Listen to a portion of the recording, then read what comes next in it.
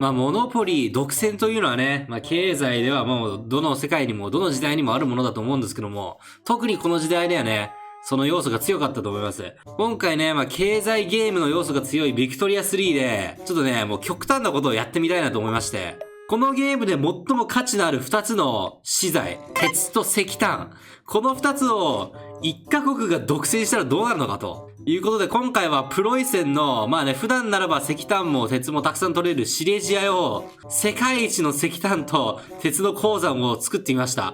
そしてですね、ちょっとプロイセン視点で見てみますか。もうすでに異常なのが見えると思いますけども、この世でですね、鉄と石炭を作れる国、生産できる国は、プロイセンしかいません。プロイセン以外の他の全ての国の、鉱山だったり、鉄鉱山だったり石炭鉱山を取っ払いました。この世で石炭と鉄を作ってる国は、プロイセンしかいません。もっと言えば、シレジアしかありません。まあ、ゲーム後半になるにつれて値段がどんどん跳ね上がる、この石炭と鉄の独占を、プロイセンたった1カ国にやらせたら、どうなるのかと。まあ、ビクトリア3遊ぶにおいて、この2つのね、資源を開発するっていうのは、もう鉄則っていう部分はあるんで、まあ、あとこの2つを取るのに必要な飾り材工場とかね、プレイヤーとしては鉄則なんですけども、これ AI がやるとどうなるのかと。今ね、プロイセン国内でも鉄が足りないっていう事態が起きてるから、多分アジアとかアメリカとかはもうないんじゃないかな、これ。これ元々は日本の関東で全く同じことをやる予定だったんだよね。まあ、関東もこれ今消してるんだけど、鉄もあるし、鉛もあるし、まああと捕鯨もできるし、もういろんな資源もたくさんある状態。これね、農業もたくさんあるし、すごい恵まれたプロビなんだよね。だから本来はここでやる予定だったんだけど、これね、鉄鉱山をたくさん作ってて、なんで輸出しないんだろうってずっと言ってたの実況中に。なんで輸出しないんだろうと思ったら、日本政府今鎖国してたんだよね、これ。なんで輸出しないんだろうってずっとね、ほんとバカみたいにずっと言ってたんで、さすがにあれはね、没意させていただいたんですけども、これね、ちょっとね、さすがに日本では、この企画は向かないなと思いまして、プロイセンにね、急遽変えたんだけど、ちょっと他の国の視点も見てみるか。イギリス、どうなってる？原料不足、弾薬、これ戦時中でこれ足りないのはちょっと致命的なんじゃねえか、これ。これさ、ちょっと輸入できんのかな、プロイセンから。鉄。輸入できないんだ。輸出してねえんだ、プロイセン。まあ、当然のごとく、プロイセンでしか作られないと。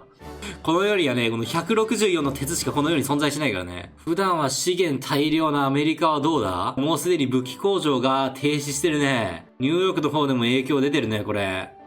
軍事工場が止まってるってのがやばいよな、これ。誰も戦争できなくなるよな。この世に鉄がないからだ、もう、旧石器時代に逆戻りしてるな。ただ一つ心配なのがこれ、プロイセンとオーストリアでさ、これ、不法戦争が起きた場合、もしかしたら、シレジアが占領されるかもしんないんだよな、これ。もし起きた場合は、全世界の鉄生産がストップするかもしんない、これ。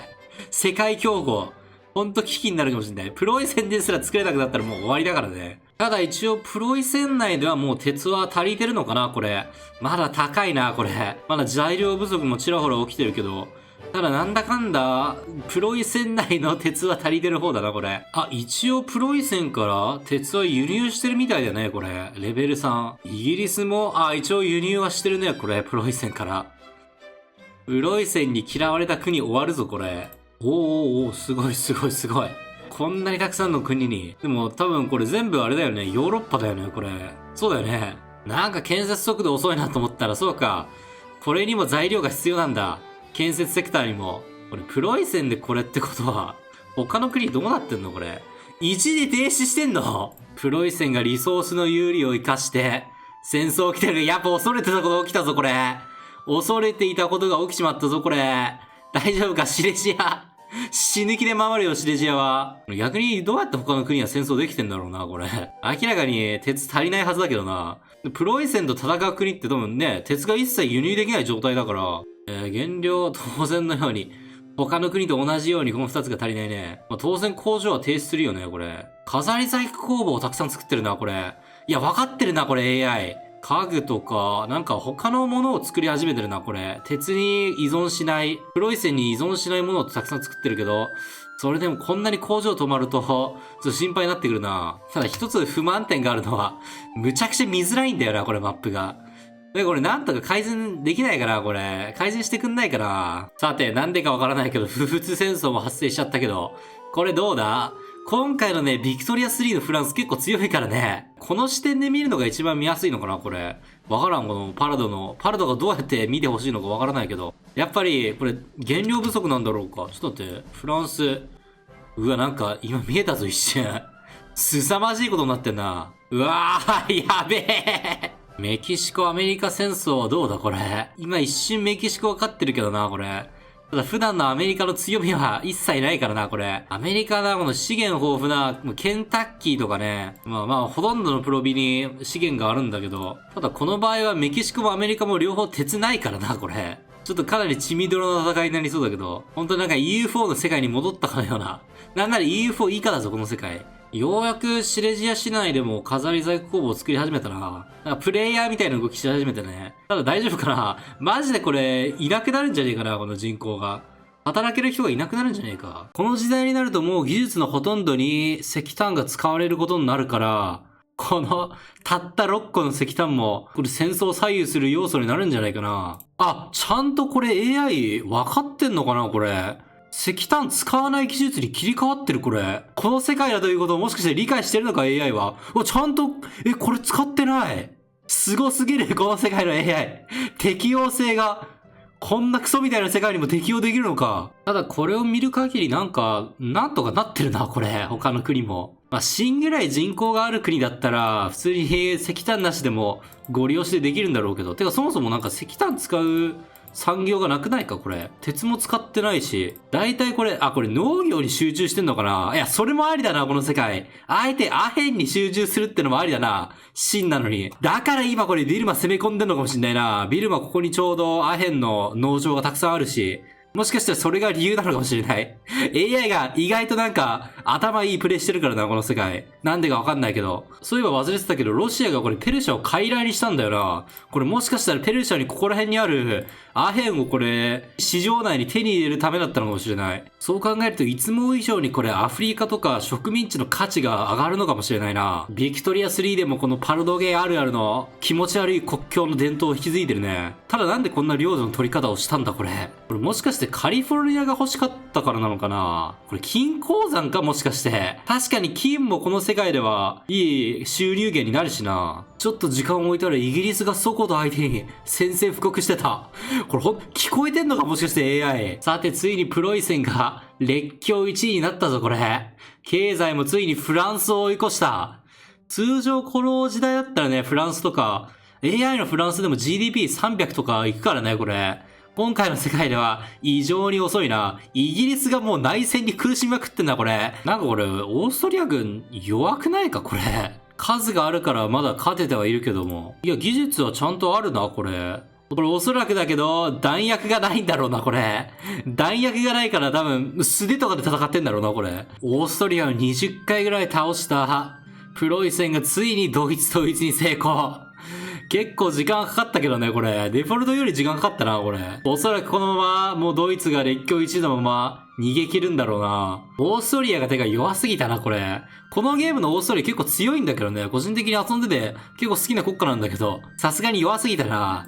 確かね、デフォルトだとボヘミアあたりに、すごいいいね、鉄鉱山とかがあったんだけど、今回全部失ったからね。プロイセン相手におそらく勝ち目はなかったんだろうな。ずっと陸軍ばっかり集中してたけど、海軍もこれ結構影響受けるんだよね。てかなんなら海軍の方が影響受けるかもしんない。いや、まだこれなのか。技術もアンロックしてるのにね。